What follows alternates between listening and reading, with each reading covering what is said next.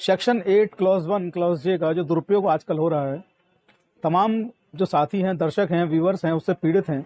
हर रोज़ बड़ी मात्रा में कमेंट्स में, व्हाट्सएप पर और ईमेल्स पर हमें ये शिकायतें मिलती हैं कि सर 8.1J का बहुत मिसयूज़ हो रहा है, बहुत दुरुपयोग हो रहा है, उस पर वीडियो दीजिए। लगातार कई सारे वीडियो हमने उस पर दिए हैं। आज का वीडियो भी 8.1J पर है और आज का वीडियो जो है यकीनन आपके लिए बहुत काम का है, क्योंकि इसमें केंद्रीय सूचना आयोग का एक आदेश आपसे डिस्कस करूंगा। और वो आदेश जो है वो इतना बेहतरीन, इतना महत्वपूर्ण आदेश है कि अगर आप उस आदेश को एक बार ढंग से समझ लेंगे तो आपके लिए सेक्शन 8 क्लॉज 1 क्लॉज जे जो है वो कोई बड़ी समस्या नहीं रहेगा। उसका आप रास्ता निकाल पाएंगे और आप जान पाएंगे, समझ पाएंगे कि सेक्शन 8 क्लॉज 1 क्लॉज जे जो भी है वो इतना मुश्किल नहीं कि आप उस बाधा को पार ना कर सकें। ये एक गेम है और इस गेम में आपको ये लेवल पार करना है अगर आपको आरटीआई लेनी है तो आज आपको मैं एक केस लॉ बताऊंगा बड़ा बेहतरीन, जिसके जरिए आप जो 8.1J का जो एक जो हॉरर है, जो टेरर है, उसको हटा पाएंगे, उसको तोड़ पाएंगे और सूचनाएं अपनी स्पष्ट रूप से ले पाएंगे।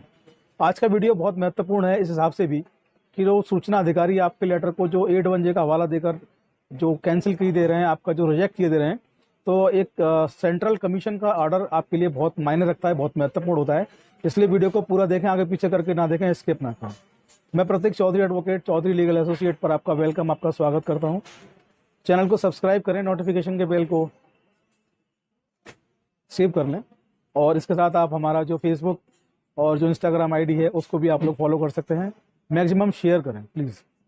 और चलिए आज का जो वीडियो है उसको शुरू कर लेते हैं। आज का वीडियो बड़ा स्पष्ट, बड़ा साफ, बड़ा सीधा है। मसला यूँ हुआ कि बनारस विश्वविद्यालय, बनारस हिंदू यूनिवर्सिटी में एक छात्र योगेश राव बीमार हुए और बनारस हिंदू विश्वविद्यालय के हॉस्पिटल में एडमिट हुए। एडमिट के दौरान उनकी मृत्यु हो गई। जब उनकी मृत्यु हुई तो साथी छात्राओं का ये कहना था कि मेडिकल स्टाफ ने लापरवाही की और लापरवाही के चलते इनकी मृत्यु हुई। जब ये मसला हाईलाइट हुआ तो इस मसले की जो कुलपति थे वहाँ पर उस यूनिवर्सिटी के उस वक्त, उन्होंने जांच के आदेश दिए।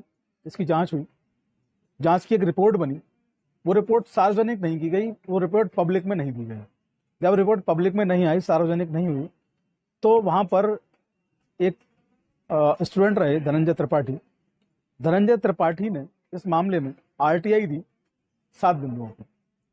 जब 7 बिंदुओं पर उन्होंने यहाँ पर आरटीआई दी तो उन्होंने पूछा कि छात्र की तबीयत कैसी थी और उसकी डेथ जो हुई उसका कॉज क्या है, उसका कारण क्या।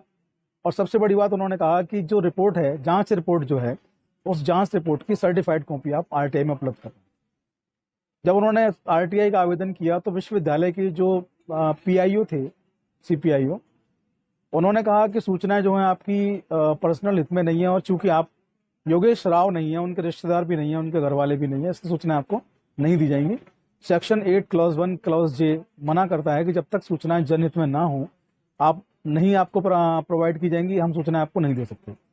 एक तरह से सेक्शन 8 क्लॉज 1 क्लॉज जे का दुरुपयोग यहाँ पर हुआ। इसके बाद इन्होंने अपील की, प्रथम अपील में भी सेक्शन 8 क्लॉज 1 क्लॉज जे का हवाला देकर सूचना देने से मना कर दिया। क्योंकि मसला केंद्रीय विश्वविद्यालय का था, इसकी अपील केंद्रीय सूचना आयोग में की गई। जब केंद्रीय सूचना आयोग में इसकी अपील की गई, इसकी अपील में कमीशन ने जब पूरा मामला सुना तो कमीशन ने बहुत अच्छा, बहुत बेहतरीन एक आदेश दिया। कमीशन ने ये मान लीजिए कि इस आदेश में कमीशन ने जितनी कमीशन की पावर थी, आरटीआई अधिनियम में कमिश्नर को जो पावर दी गई, उनका सारा उपयोग उन्होंने, सारा प्रयोग यहाँ पर किया और बहुत अच्छा आदेश आम जनता के हित में उन्होंने यहाँ पर दिया। आदेश क्या है आप सुन लीजिए, चाहे तो आप नोट भी कर सकते हैं। सबसे पहली बात उन्होंने आदेश में कही कि आपको आवेदक को 15 दिनों के अंदर सूचना उपलब्ध करवानी है, नंबर 2। दूसरा, उन्होंने इस आदेश में कहा कि सूचनाएं उपलब्ध कराने की तिथि जो 15 दिन है वो तो है ही, इसके अलावा आदेश के 21 दिनों के अंदर आप आयोग को अवगत कराएंगे, आयोग को सूचित करेंगे कि आपने सूचना उपलब्ध करवा दी है। नंबर 3, इस आदेश को आप कारण बताओ नोटिस माने और 30 दिन के अंदर ये बताएं कि सेक्शन 20 क्लॉज 1 में आपके ऊपर जुर्माना क्यों ना लगाया जाए। आदेश अपने आप में बड़ा महत्वपूर्ण, बड़ा मैं कहूँगा कि आज के समय में एक ऐसा एक हथियार है आपके लिए कि आप सही तरीके से इस आदेश को समझ लेंगे तो आपको 8.1J का जो हवा है, जो भूत है, वो आपके दिमाग से निकल जाएगा और आप 8.1J के ऊपर भी जाकर अपनी जो सूचना है वो ले पाएंगे। तो आदेश बड़ा महत्वपूर्ण है, हमारे पास आदेश की कॉपी मौजूद है, आप चाहेंगे तो आपको उपलब्ध करवा दी जाएगी। इस आदेश को सबसे ज़्यादा आपको पढ़ने समझने की ज़रूरत है। दूसरा, इस वीडियो को मैक्सिमम लोगों तक आपको शेयर करने की ज़रूरत है, क्योंकि सेक्शन 8 क्लॉज 1 क्लॉज जे में बहुत लोग पीड़ित हैं। आप यकीन मानिए, एक दिन में 100 से लेकर 150 तक मैसेज इस बात के मिलते हैं कि सर 81J जो है उसका दुरुपयोग हो रहा है, सूचनाएं नहीं मिल रही, कमीशन खारिज कर रहा है, सूचना अधिकारी सूचना नहीं दे रहे हैं। तो ज़्यादा से ज़्यादा तक लोगों तक इस सूचना को आप पहुँचाएँ, क्योंकि गरीब और वंचित तबका जो रहता है उस तक सूचनाएं नहीं पहुँच पाती हैं। और जो सरकारी अधिकारी होते हैं, गरीब जो तबका है वो कम पढ़ा लिखा होने के कारण उसके पास पैसे की जो समस्या, आर्थिक तंगी जो होती है, उसके कारण जब वो आरटीआई में जाते हैं तो ये लोग उनका बहुत शोषण करते हैं। तो हमारा और आपका फ़र्ज बनता है कि उन लोगों तक भी इस सूचना को पहुंचाएं और 81J का जो एक खौफ है वो ख़त्म करें। आदेश बहुत महत्वपूर्ण है, आप लोगों को सबको पढ़ना चाहिए। आज के वीडियो में इतना ही। आप लोग इसको और ढंग से समझेंगे ऐसे उम्मीद करता हूँ।